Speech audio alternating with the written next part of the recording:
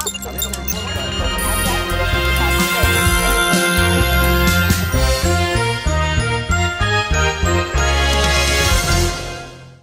ખાતે આવેલ રખિયાલ પોલીસ સ્ટેશનના કોન્સ્ટેબલે પત્રકાર તરીકે ફરજ બજાવતા ધર્મેશ ગજ્જરને ગંદી અભદ્ર ગાળો બોલતા ફરિયાદ દાખલ કરાઈ।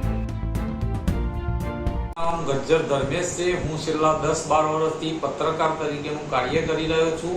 થોડા દિવસ પહેલા મને માહિતી મળી હતી કે રખિયાલ પોલીસ સ્ટેશનમાં ફરજ બજાવતા જયદીપસિંહ અવારનવાર આમ પ્રજાને તો હેરાન પરેશાન કરે છે, તેમજ સ્થાનિક પત્રકારોને પણ બીભત્સ ગાળો પણ બોલે છે। કોઈ માહિતી મેળવવા માટે પોલીસ સ્ટેશન જાય તો મોબાઈલ પણ પત્રકારોના છીનવી લેવામાં આવે છે। તે બાબતે અમે અમારા સ્વતંત્રતાના રાજ ન્યૂઝપેપરમાં એક લેખ લખેલ।